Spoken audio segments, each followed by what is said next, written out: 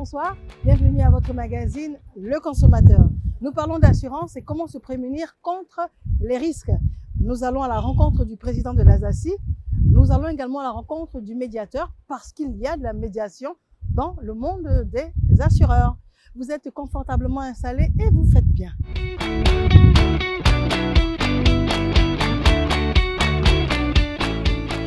Nous sommes en plein cœur du plateau. Nous venons à la rencontre du président de l'ASACI, qui est l'Association des sociétés d'assurance de Côte d'Ivoire. Et nous avons rendez-vous avec M. Koné Mamadou. On y est, on y va.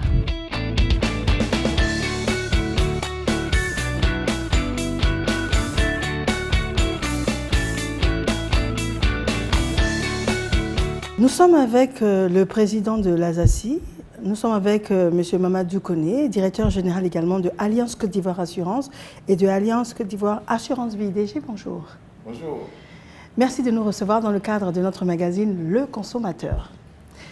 Vous êtes président de l'Association des assurances, c'est ça, ASACI? Oui, c'est ça. L'ASACI, c'est l'Association des sociétés d'assurance de Côte d'Ivoire.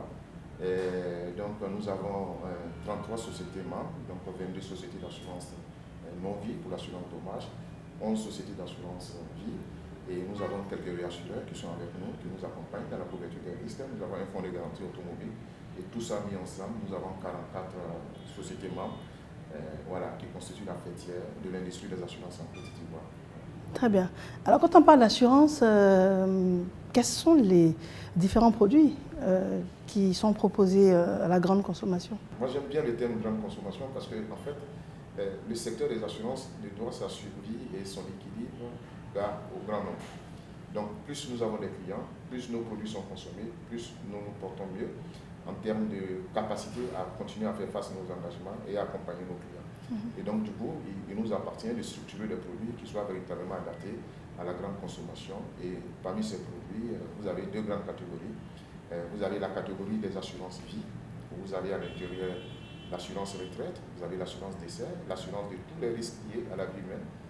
Et à côté de cette grande catégorie d'assurance, vous avez ce que nous appelons les assurances non-vie, donc les assurances dommages. Et à l'intérieur de ces assurances, vous avez l'assurance automobile. Vous savez, tous autant que nous sommes, beaucoup d'entre nous avons des véhicules, nous devons les assurer. Vous avez l'assurance de nos maisons, vous avez l'assurance incendie, vous avez l'assurance de nos entreprises. Vous avez aussi l'assurance de nos responsabilités civiles par rapport aux dommages que nous pourrions causer aux tiers. Donc ça, c'est la deuxième catégorie des assurances. Et donc les assurances se subdivisent en ces deux grandes catégories-là.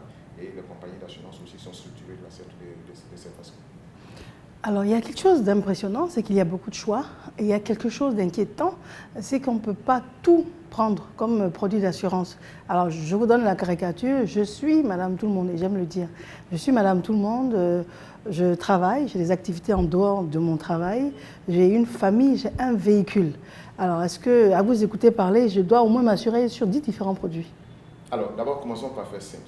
Oui. Que dit la loi? La loi définit les assurances obligatoires. Il y a les assurances pour lesquelles je suis obligé de m'assurer. Donc déjà, par rapport à mon budget, je commence déjà par ça, puisqu'il ne faut pas enfreindre la loi.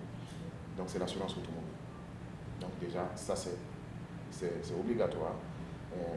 Du fait que je peux être amené avec mon véhicule à causer des dommages routiers, il faut que ces tiers-là soient pris en charge. Donc ça c'est obligatoire, je m'assure. Après maintenant, j'essaie de prioriser mes besoins et de voir les risques auxquels je suis soumis.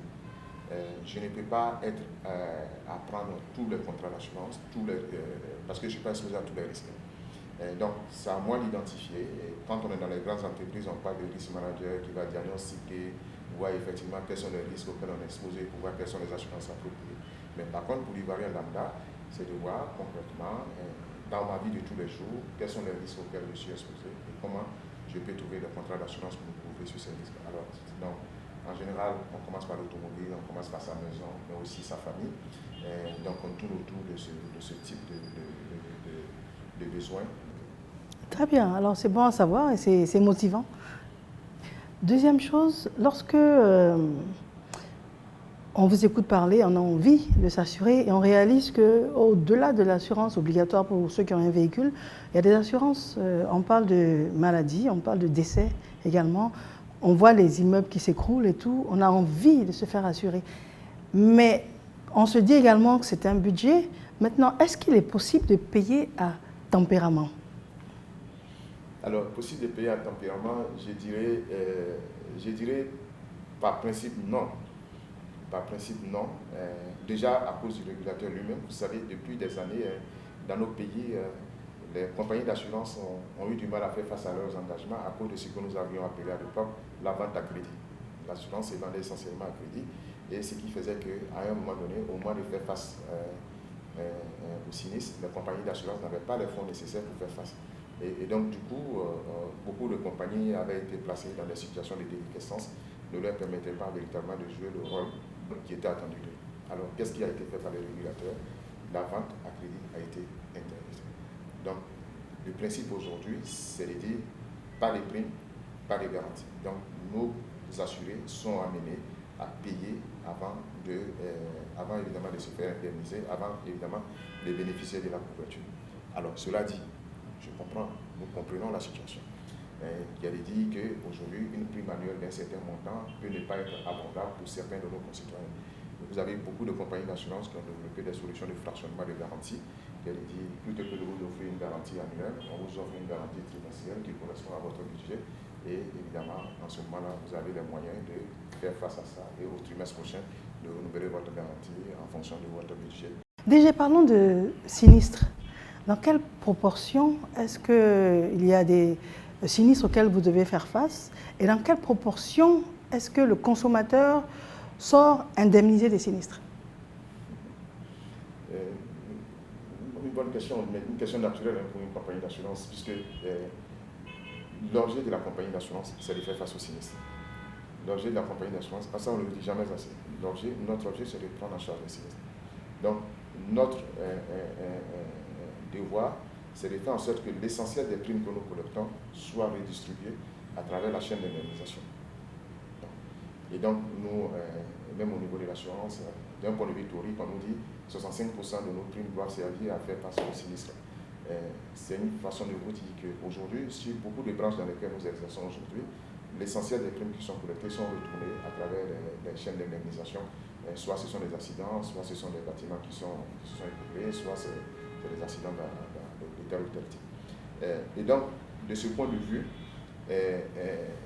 la compagnie d'assurance doit travailler sur deux piliers fondamentaux.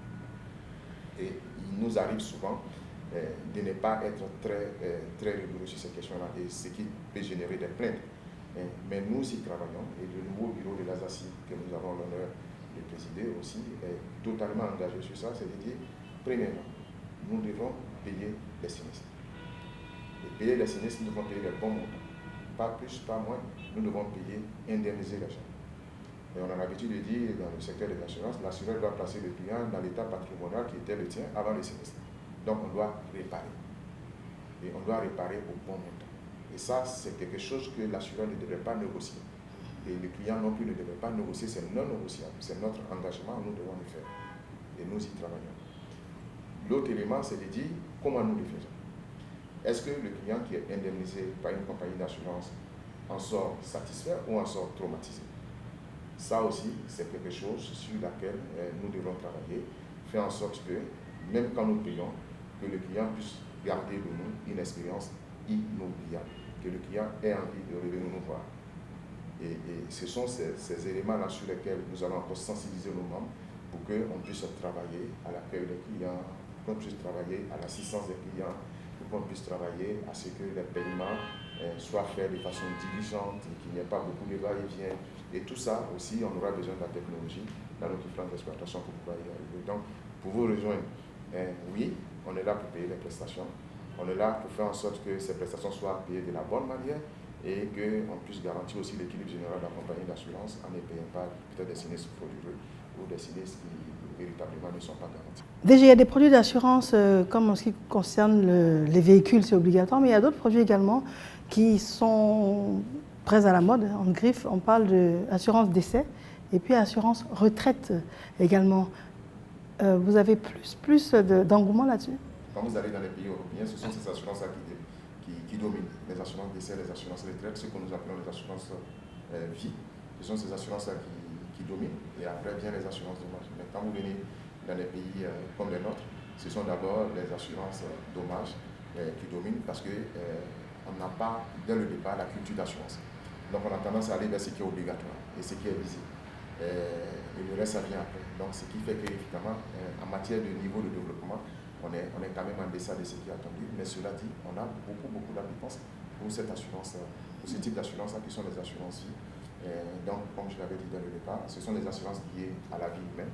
Donc, soit vous êtes en vie ou décédé, en ce moment, il y a un capital qui est payé à vos ayants droit. Ou bien, ça peut être aussi le fait que vous cotisez pour vos vieux jours, vous transférez vos richesses d'aujourd'hui vers l'avenir et l'assureur se charge de fructifier. Et ça, c'est très important. L'assureur se charge de fructifier cette épargne-là pour que 100 francs d'aujourd'hui puissent vous valoir 200 francs à la retraite. Alors d'ici, nous allons rencontrer le médiateur de l'assurance, M. Asamoah Anassé Ernest. Est-ce qu'il intervient régulièrement auprès de vous pour l'intermédiation? La médiation est venue apporter un facteur de crédibilité à l'industrie des assurances en aidant à accélérer les dispositifs de règlement des sinistres, mais surtout en faisant en sorte qu'on ait moins de contentieux possible sur les sinistres. Et donc, évidemment, si vous avez un cas de sinistre pour lequel vous n'êtes pas satisfait de la prestation de l'assureur ou bien de sa réponse, vous vous adressez au médiateur, ce qui n'existait pas par le passé. Je vous remercie en tout cas, DG, de nous avoir accordé tout ce temps-là et toutes ces explications-là. Je le rappelle, vous êtes le président de l'ASACI et le directeur général de Alliance Côte d'Ivoire Assurance et de Alliance Côte d'Ivoire Assurance Vie. Merci à vous, directeur général. Et de ce pas, nous allons voir le médiateur de l'assurance, M. Asamoah Anassé Ernest. Merci bien. Merci beaucoup. Merci bien.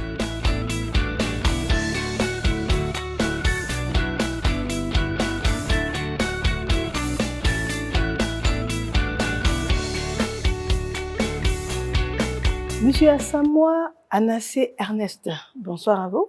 Bonsoir, madame. Alors déjà, un assuré, qu'est-ce que c'est et quelle est la raison de la création de votre structure, qui est donc la médiation de l'assurance? Un assuré, on va dire, sur le plan vraiment global, c'est toute personne qui a un contrat d'assurance, qui a un contrat d'assurance auprès d'une société d'assurance. Mais en même temps, un contrat d'assurance a plusieurs implications. Donc, on peut parler d'assurés, de victimes et de bénéficiaires de contrats dans le même sens parce que un contrat d'assurance peut faire intervenir ces trois personnes-là. Donc, généralement, quand on dit assuré, on parle d'avoir la personne qui s'est engagée auprès d'un assureur, mais une victime ou un bénéficiaire d'un contrat d'assurance peut aussi s'assimiler à un assuré puisque, en fin de compte, va avoir à toucher une indemnité auprès d'un assureur. Maintenant, vous avez demandé quelles sont les raisons qui ont motivé la création de la médiation. C'est que ces raisons sont de deux ordres. Le premier ordre, ce sont des tests réglementaires. L'association des assurances a inscrit dans son code de déontologie le recours à un médiateur pour régler à l'amiable les litiges qui pourraient survenir entre les assureurs et les assurés. Deuxièmement, l'Observatoire de la qualité des services financiers, donc qui est logé au sein du ministère de l'Économie et des Finances, a également inscrit donc, dans la surveillance de la qualité des actions qu'on pose envers le consommateur, le recours à un médiateur en cas de litige entre les assurés et les assurés. Donc ça, sont les tests réglementaires. L'autre test qui est très important, c'est celui qui a été donc voté en 2016 et qui concerne le tribunal de commerce d'Abidjan. Ce test dit que lorsque un litige doit être porté devant le tribunal de commerce d'Abidjan, il faut qu'au préalable, les parties aient tenté de régler leurs problèmes à l'amiable. Sinon, l'action ne sera pas recevable auprès du tribunal de commerce d'Abidjan. Donc, ça sont les tests réglementaires.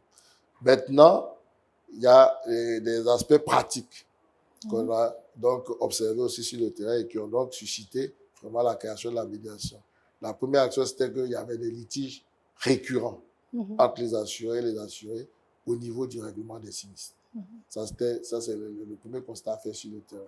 Le second constat, c'est que les assurés, lorsqu'ils n'étaient pas satisfaits donc de l'examen de leur dossier par les assureurs, n'avaient pas d'interlocuteur neutre auquel ils pouvaient porter, devant lequel ils pouvaient porter donc leurs réclamations, le seul recours finalement qui se présentait à eux, c'était donc d'aller au tribunal. Tribunal du Et commerce. puis, le troisième constat, c'est que le tribunal conseiller était engorgé. Le tribunal conseiller était engorgé à un moment par les litiges entre les assurés et les assurés. Et donc, cela allongeait donc la prise de décision et c'était au détriment donc des assurés bénéficiaires de contrats. Il faudra aussi noter qu'il y a un coût et le recours au tribunal a un coût. Donc, tous ces éléments ont amené les assureurs eux-mêmes à dire qu'il faut qu'on trouve une réponse intermédiaire à ces obstacles qui ne sont pas insurmontables. Et c'est comme ça qu'ils ont pensé à la création donc, de la médiation de l'assurance. La médiation de l'assurance, il y a combien de structures d'assurance en Côte d'Ivoire? Il y a, dans l'association, il y a 41 membres. Il y a 41 membres qui font partie de l'Association des sociétés d'assurance de Côte d'Ivoire, donc dite ASACI. À l'intérieur, il y a les sociétés d'assurance qui sont au nombre donc, de 34, des sociétés d'assurance qui pratiquent dans deux branches. Il y a la branche dommage, dite globalement non-vie, et la branche vie. Donc, elles sont au nombre de 34. Maintenant, à l'intérieur de l'association, il y a également des réassureurs, il y a la CNPS et il y a des structures spécialisées d'assurance, comme le fonds de garantie automobile et la MATCA, la mutuelle d'assurance des taxis compteurs. D'accord, très bien. Est-ce qu'il faut une autorisation pour être assureur? Il faut non seulement une autorisation, mais il faut avoir un arrêté ministériel délivré par le ministre des Commerces et des Finances pour exercer la profession d'assureur. Si peut-être vous le permettez, je vais expliquer un peu comment on devient assureur. Déjà, pour pratiquer donc les opérations d'assurance, il faut que ce soit une société. Il faut le faire par le canal d'une société. Il faut le faire par le canal d'une société anonyme. Et le capital minimum qui est exigé est fixé porté à 5 milliards, mais compte tenu de la Covid, le capital intermédiaire pour les sociétés donc non-vie est resté stable à 3 milliards, et également pour les sociétés non-vie. Maintenant, lorsque vous voulez exercer, donc vous demandez ce qu'on appelle l'agrément auprès de la commission régionale de contrôle des assurances qui va vous délivrer un avis favorable. Et avec cet avis favorable, vous saisissez les services du ministère de l'économie et des finances du pays dans lequel vous voulez exercer et le ministre va vous délivrer un arrêté ministériel. Donc, c'est vraiment une activité contrôlée. C'est contrôlé et c'est assez surprenant parce que en tant que consommateur, on a des fois vu des assurances qui ressemblent à des boutiques et qui ne ressemblent pas à des structures qui auraient un capital de 3 milliards. Donc, ça veut dire que toutes les structures agréées, tout ce qui est assurance agréée, le capital minimum est de 3 milliards. Bon, je pense que je vais rebondir sur ce que vous avez dit. Ce que vous voyez comme boutique, en général, dans le secteur, il y a ceux qui interviennent comme des agents généraux, des agents commerciaux, des courtiers, etc. Donc, il y a beaucoup. Il y a beaucoup voilà, qui ternissent justement l'image de l'assureur, mais les sociétés elles-mêmes, normalement, si vous les voyez, ont des sièges bien, qui ont, comme on dit, qui ont pignon sur rue et autres, qui représentent là-dessus. Maintenant, vous avez donc ces structures, donc ces agents, ces sous-agents et autres, qui sont peut-être contrôlés, mais qui passent, entre guillemets, dans les mailles encore du contrôle. Et donc, c'est ceux-là qui ternissent un peu l'image du secteur. Alors, quand on voit, ou bien des fois on est démarché par des agents commerciaux qui se réclament être d'une assurance. Et souvent, on se dit que les grosses assurances ont tellement de dossiers à gérer qu'elles n'ont pas un regard particulier pour des petits assurés. Et souvent, on est tenté d'aller vers des petites assurances, des petits assureurs. C'est ce qu'on se dit en tant que consommateur, en se disant au moins ceux-là, ils seront plus attentifs à nos préoccupations. C'est une fausse analyse alors. Oui, il n'y a pas de petit assureur. Déjà, lorsque vous êtes approché, il faut réclamer à la personne qui vous démarche si elle a sa carte professionnelle. Parce que les intermédiaires d'assurance, donc ceux qui jouent le rôle d'agents commerciaux, ont des cartes qui sont délivrées donc, par la direction des assurances ici pour pouvoir exercer. Les courtiers également Normalement, Une carte délivrée par la direction des assurances. Une carte délivrée par la direction des assurances, et qui est valable, je ne sais pas si ça a été modifié, mais qui est valable 2 ans et renouvelable. Et donc, avant d'exercer, normalement, tous ces agents commerciaux qu'on appelle agents mandataires, etc., dans ces cadres, il faut déjà leur demander si au moins vous des démarches, s'ils peuvent vous présenter ces cartes-là. S'ils ne peuvent pas la carte, abstenez-vous déjà je pense, de contracter avec ceux-là. Alors, quels sont les cas les plus récurrents pour lesquels on vous saisit? Aujourd'hui, déjà, sur le marché, voilà, c'est la branche automobile, donc la branche la plus pratique, qui est la branche donc, qui domine le marché, et c'est sur ce secteur-là que nous avons eu beaucoup de saisines. Donc, nous avons eu 116 saisines depuis... Sur un an? Non, sur les 3 ans, que nous avons commencé. D'accord, donc vous existez depuis 3 ans, voilà, et sur 3 ans, vous avez eu une centaine. Avons eu 116 saisines au 30 avril, exactement. 116 saisines formelles. Parce que aussi, les médiateurs, maintenant, par le bouche à oreille, beaucoup de personnes ont appris donc, les instances médiateurs, et on reçoit donc des saisines par téléphone, on apporte des réponses par téléphone. Ces saisines-là ne sont pas formellement donc quantifié, on peut quand même dire que on a examiné autour de 150 dossiers. Alors, quand on parle d'assurance, il y a des informations qui remontent par rapport au fait qu'on a l'impression que le contrat est quasiment illisible. Et malheureusement, le consommateur a le réflexe de lire en diagonale les grandes lignes et de signer en bas à droite. Rares sont les personnes qui prennent le temps de lire en détail le contenu du contrat. Est-ce que ce sont des choses qui vous remontent, ou bien est-ce qu'il y aurait eu des changements à ce niveau? Oui, sur ce point, il faut dire que beaucoup d'efforts ont été faits. La législation également sur les assurances donc, a changé sur ce point, et désormais, les contrats d'assurance doivent être rédigés en caractère apparent. Et donc aujourd'hui, vous ne trouvez pas en principe, ça aussi il faut que je le dise, vous ne trouvez pas en principe de contrat en petit caractère. Ça existait, c'est vraiment du domaine du passé. Mais ça aussi, c'est un des, il ne faut pas dire rôle, mais c'est un des dysfonctionnements que par exemple le médiateur peut signaler. Si à l'occasion d'une saisine, dans les documents produits justement, dans les pièces que le plaignant va adresser au médiateur, si se trouve qu'on a un contrat qui est écrit en petit caractère, on doit justement le signaler non seulement à la société, mais on va le signaler à la direction des assurances, qui est le régulateur local, pour indiquer que ce contrat-là ne devait pas être mis sur le marché, qu'il doit être retiré du marché. Très bien, donc ça veut dire que c'est un service gratuit pour le citoyen? La médiation est vraiment gratuite pour les consommateurs. Le recours, c'est la médiation est gratuit. Il n'y a aucune somme à débourser. Comme on dit, le seul effort qu'il doit faire, c'est de consigner son dossier. Quels seraient vos derniers propos pour conclure? En tout cas, c'est de faire en sorte que la médiation joue pleinement le rôle pour lequel elle a été créée. C'est de servir d'interlocuteur neutre, j'insiste dessus, pour les consommateurs. Que ceux-ci, lorsqu'ils ont des problèmes, des litiges avec les assureurs, qui n'hésitent pas à recourir au service de la médiation, qui a été créé, on va dire, pour eux. C'est contrairement à ce que peut-être d'autres peuvent penser, les assureurs ont mis en place cet instrument, cet organisme, pour les assurer, pour que le processus d'indemnisation soit accéléré. Et parce que on entend souvent dire que les assureurs, ce qu'ils ne font pas exprès pour garder les dossiers, et j'explique, lorsque je ne peux vous dire que non, les assureurs ne peuvent pas faire exprès pour ne pas régler, par exemple, des dossiers. Ils peuvent être débordés. Ils peuvent être, des fois, peut-être à coup de trésorerie et autres. Mais ce sont des situations temporaires.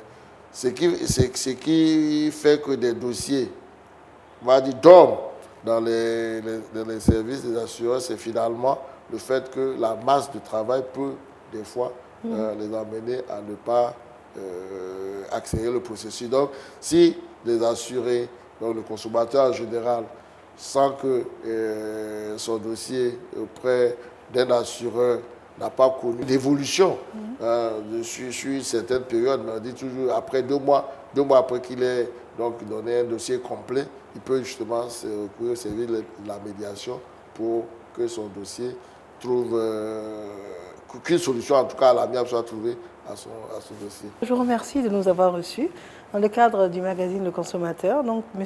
Assamoah Anassé Ernest, médiateur de l'assurance. Merci. Merci madame. encore. Vous l'avez compris, il est difficile de traverser toute une vie sans faire face à des sinistres. Vous l'avez compris, les assureurs sont disposés. Il y a également la médiation qui est un recours à votre disposition. Nous espérons de tout cœur que toutes ces informations dans le cadre du consommateur vous seront très utiles. Merci à vous en tout cas d'avoir été là et bonsoir.